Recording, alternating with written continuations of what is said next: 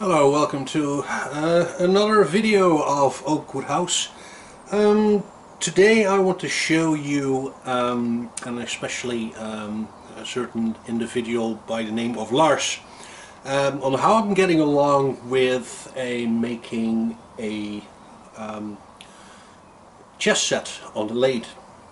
As it was, Lars explained to me that he had a chessboard made by his grandfather, which was entirely handmade, and he thought it would be a really good idea to have handmade pieces to go along with it. So he knew I was into the whole lathing stuff and getting started with all that, and he asked, like, okay, would you like to do it? And I was going like, chess pieces, how on earth I'm going to do that? And it's like, okay, that's a great little project. So I started out, and due to some health problems, I had a little hiatus in the whole process. But I started out making pawns, and after looking up a couple of designs, I basically made this pawn here, right here, and this is what I would call my master pawn. Of course, you can, like, make very easy ways of, like, having schabloons and jigs for making chess sets. What I wanted to do was basically make the set recognizable as handmade. There's going to be small off differences, not intended, but so what I do is, like, I made one, and from there the first one you make will be your master. Why always use the same master? Well, look at this one that I made.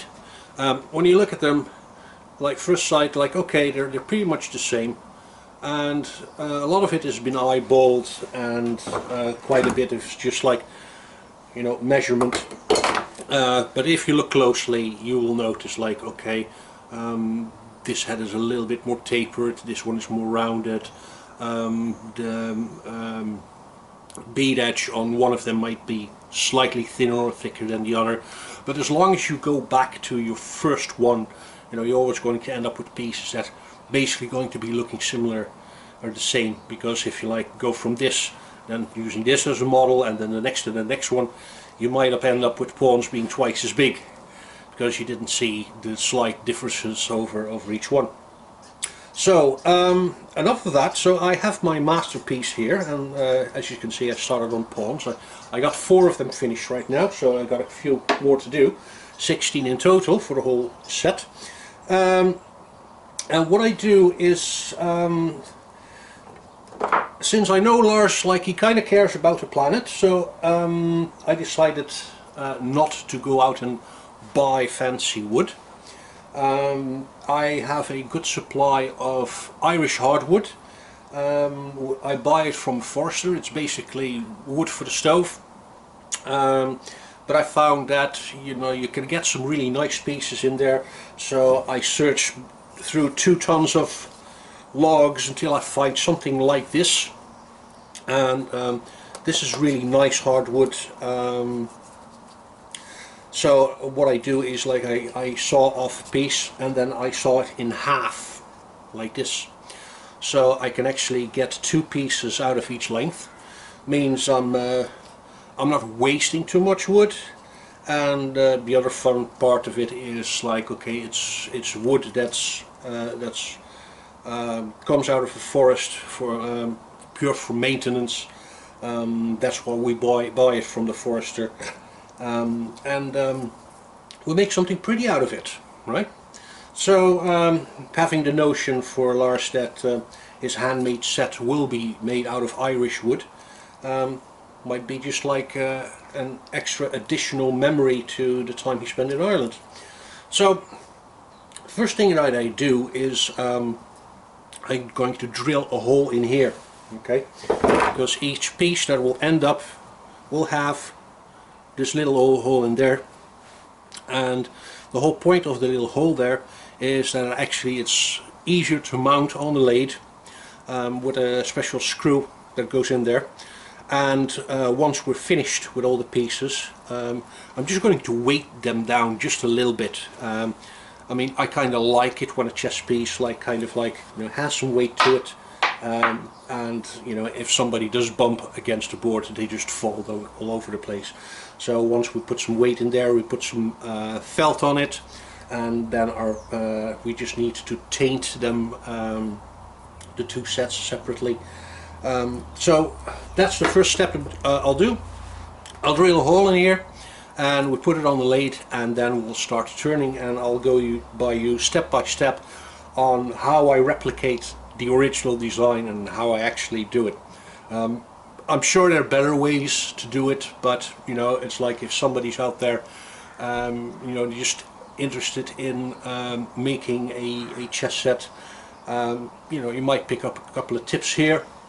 And I'm sure there are easier ways, but I kind of like the idea of just having a masterpiece and then just eyeballing off it and making a complete set out of that. So, see you in a bit. Alright, so we drilled our hole in the piece, and it's screwed in nice and tight. And I just set up my tool rest to make sure that it's not touching anywhere. So that looks good. Okay, because we're going to do this on quite a high speed. And first thing that I do is take my base model and measure the thickness of the foot. Right? Because I have to smooth down this round and then about this measure. So I already see the wood is thick enough to do it, so that shouldn't be no problem. So I'm going to be using my roughing gouge for that. And just to keep some stability on the piece, I'm just going to bring in my center. Bring in my center. There we go. Come on, a little bit more. There. Okay. That's in. Give it some stability. Okay, then we need to put our rest back in. Make sure it's not going to hit off. Yeah, that looks good. There, all secure. Right, roughing gouge. Okay, here we go. Let's speed it up.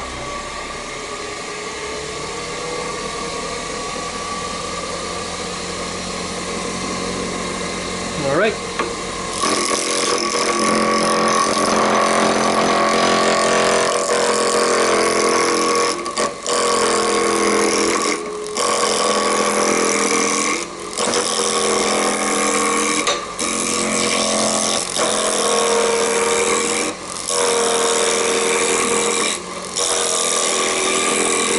With a sharp gouge, this is quite quickly.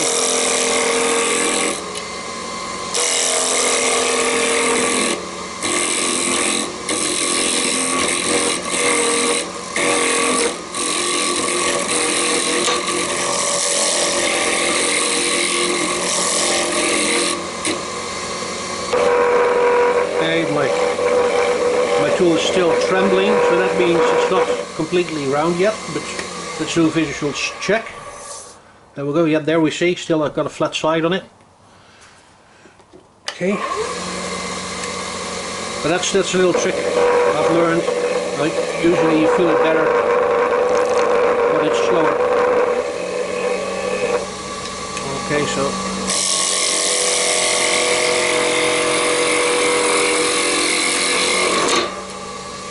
careful not to hit the spindle there.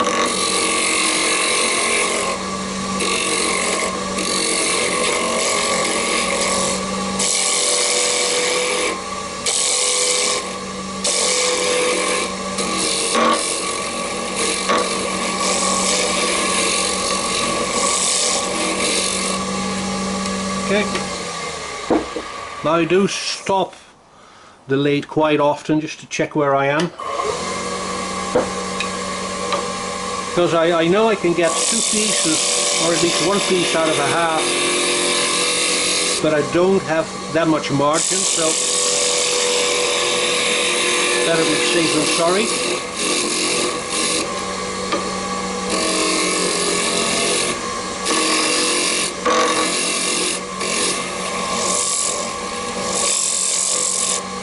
Just lower the speed here. That almost feels like it's round now. Just a little bit here. Just want to see how far I need to go. I'm actually there already, so I'm going to stop taking stuff off. I'm just going to, let me see, round that there. That should be good. So I'm going to cut off a bit here to make sure I've got a straight edge. I'm going all the way to the screw spindle. Let's give it some more speed.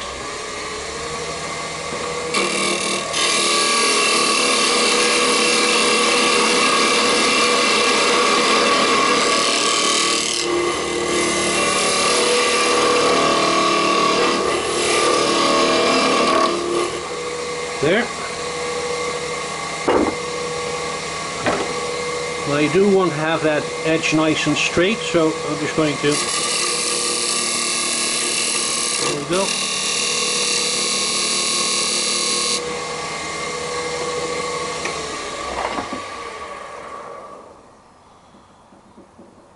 A little bit smaller than my model, but should be alright, shouldn't be too much of a difference. Yeah, we can work with that. Okay, so now I want to make sure that I get my grooves and my pattern exactly the same as on here. Now, all these little ridges you see, I'll make them all exactly the size of the tool, so that makes it easier for me to measure. Alright, so I'm just going to go with the first one. So this is the size of my tool. I'm just going to make a marker down here. Then again the size of my tool, another marker down here. Then again the size of my tool, another marker down here. So we're working with a lathe, so turning pieces around to give them a little bit of, okay.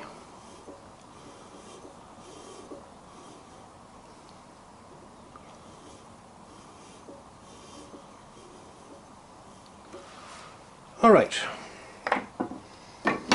so at least I know now where to make my first cut.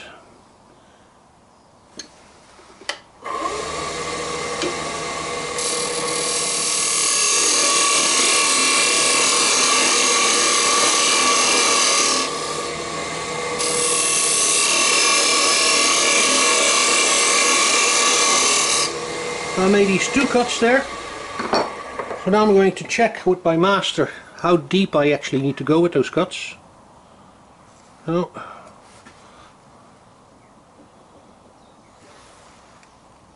Have I gotten too far already? Oh no, I just measured them wrong. Okay. Yep. And now I need to find where my shoulder should go. So, again, if I can figure out where I left my marker.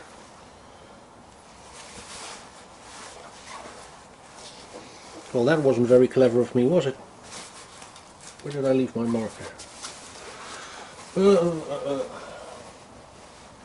Come on! Marker, marker, marker. Ah, there it is.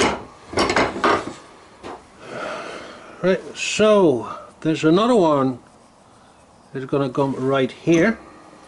I'm just going to align it to see if it goes there, and another one here. And this is going to be the top of my piece. So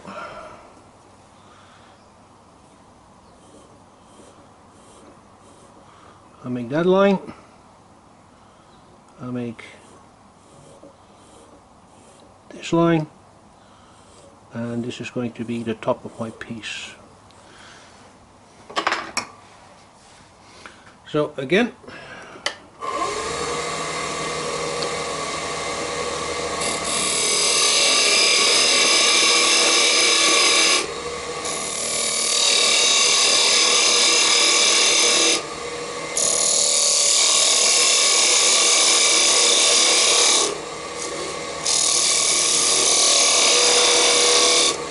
so I got my marks set out now. Now I need to know, for these cuts, how narrow this is going to be. Now they're both about the same size, so I'm just going to get them to size. Okay, where is my, there it is.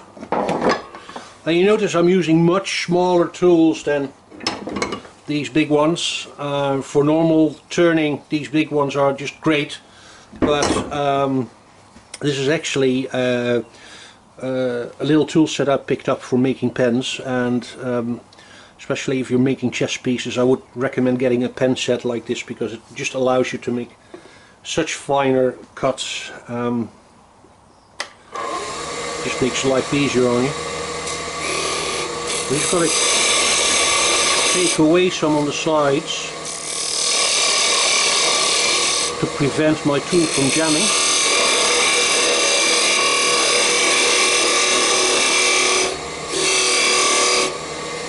Now at this stage I stop and measure quite a bit, because I do not want to overextend it. There we go, a little bit more.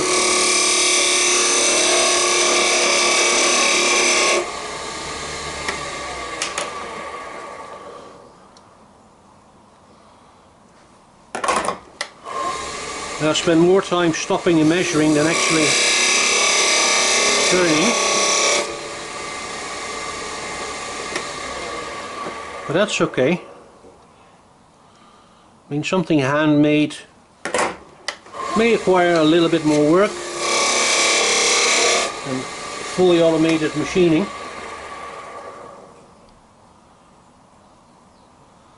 That seems about right. So now I'm just going to, the other one just needs to be just as shallow. So I'm just going to eyeball the next one. Don't need to measure that. Just going to go straight in.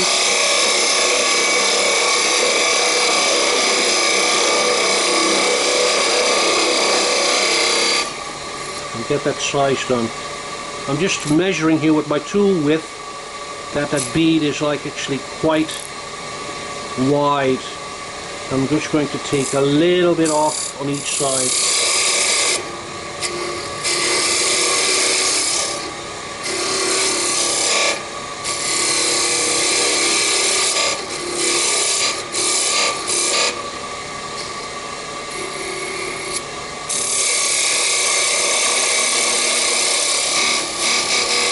Right. Now another measure we need to get is the thickness of this and the thickness of the ball bit on top of it. So I'm just going to have a measurement of the thickness there. I'm just going to eyeball it a little bit about how far or how much I should take off. Okay. I'm actually going to be using a different tool for that. So I'm just going to shave it off a bit. I'm just going to get my tool a bit closer now.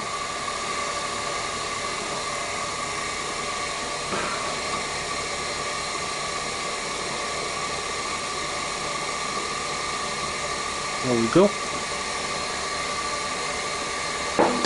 Maybe a little bit more support here.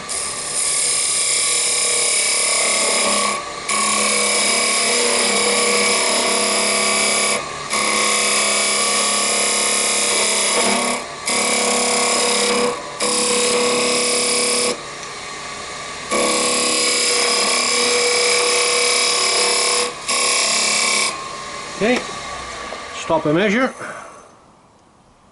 little bit more.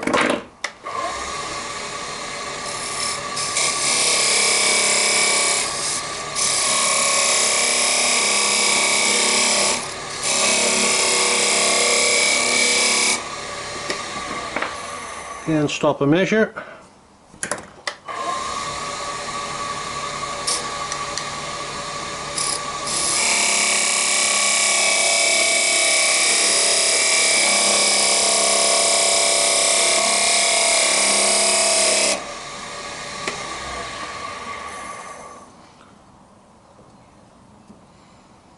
Almost there.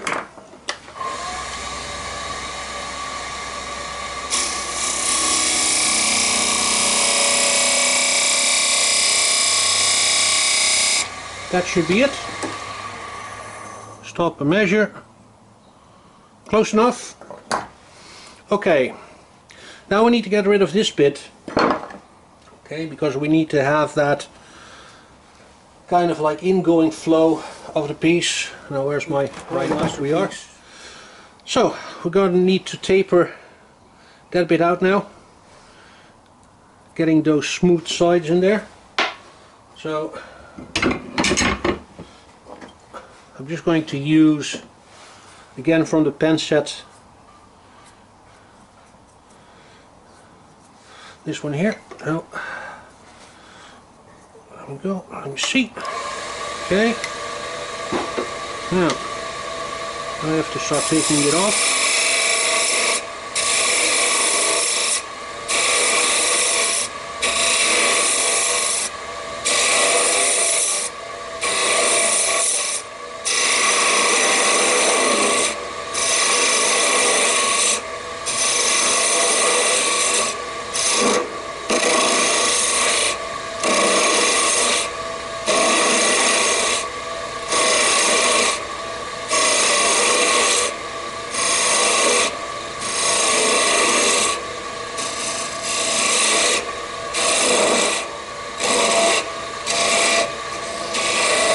I'm trying to make this as smooth as possible.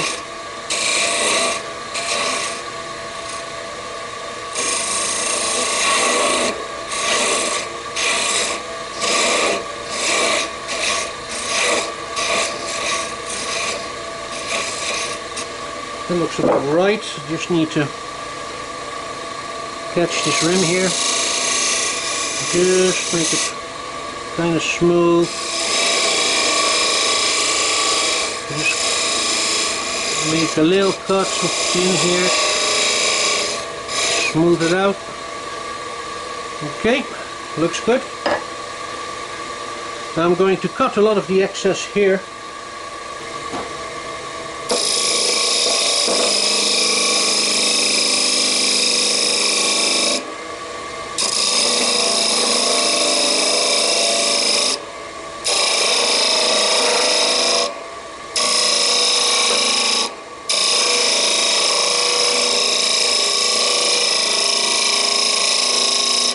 It's almost as much as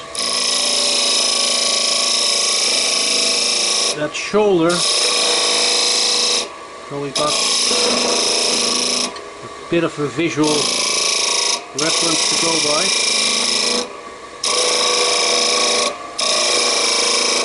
I'm actually going to start the rounding.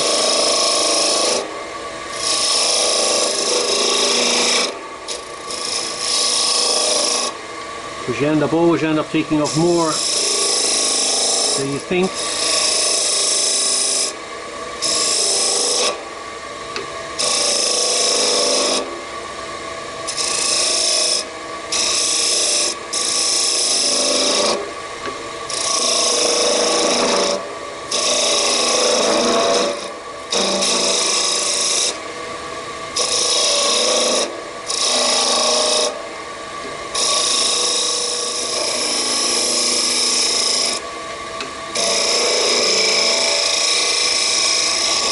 Okay, it's time to stop now. Just have a measure on that head. That's almost like where we need it to be. So we're not going to take off much more than that. Just continuing to make this look a little bit more round.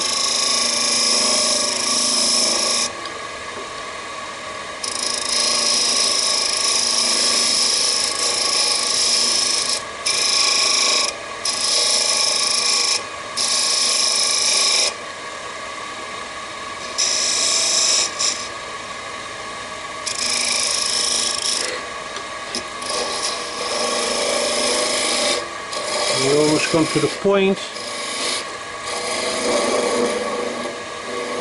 where it can separate.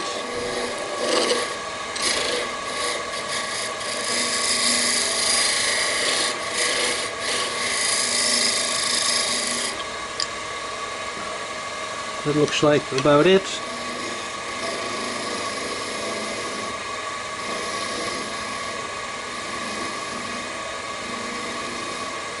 Right, just going to stop the machine.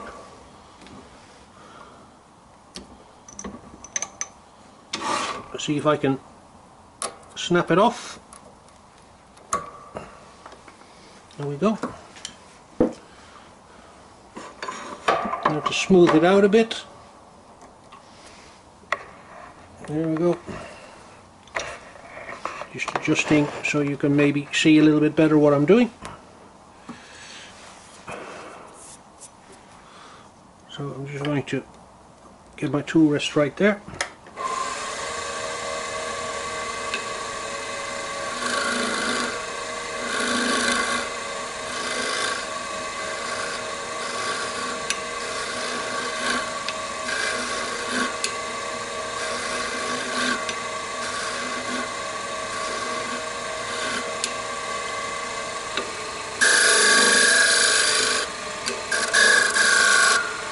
There. I'll give it some space. Get my sanding paper. I'm going to start with 150 grit.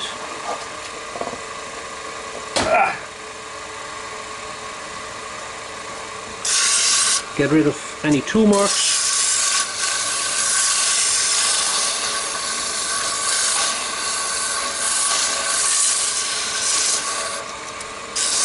You can see 150 takes off quite a bit of material, so you don't want to overdo it. You just want to get rid of those tool marks.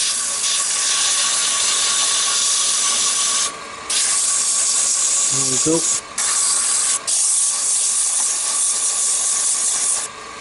Okay, then I fold it a little bit just to get between here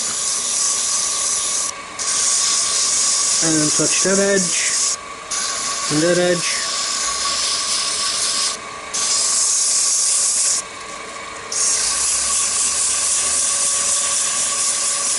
There we go.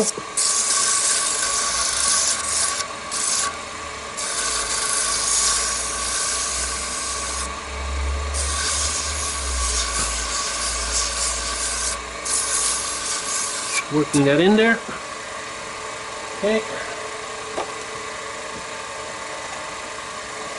Then I'll go over it again with 320 grip.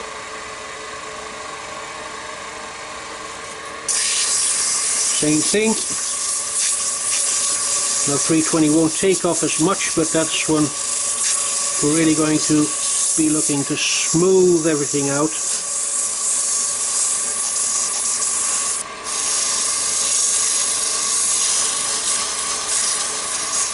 There we go.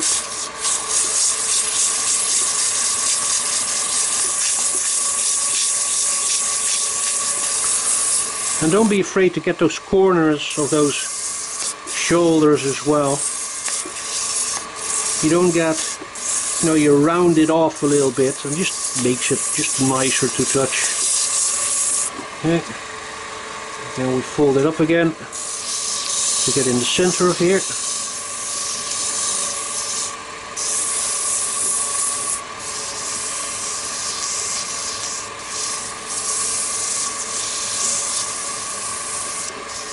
Right.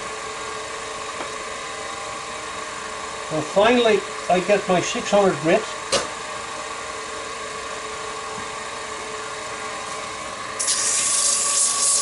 This is like the last sanding that I will do on the piece.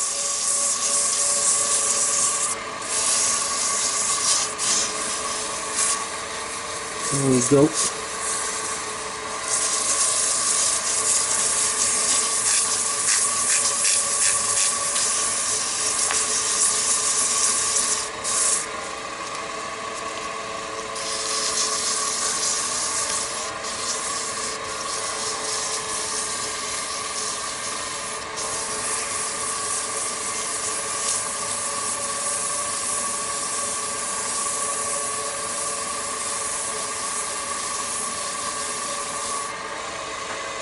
There we go.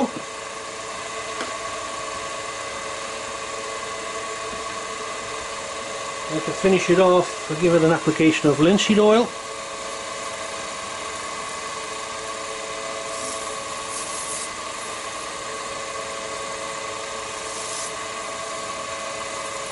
Looks nice already.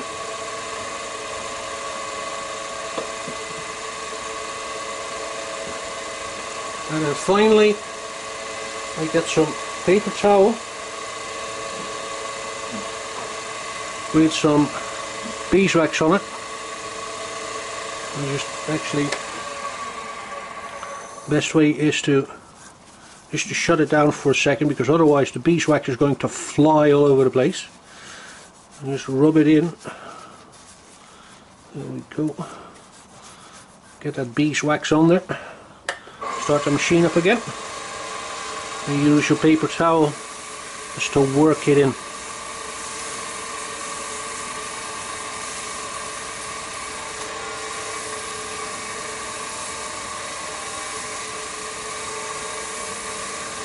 There we go.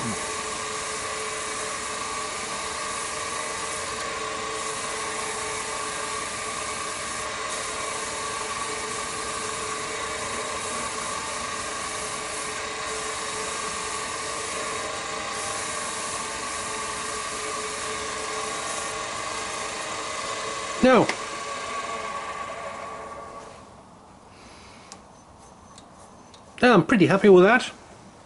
And let's see if we can get it off the screw. It's nice and tight, but that should be.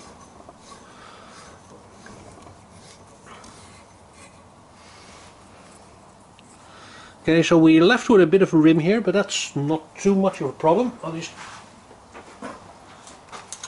get my air sander here.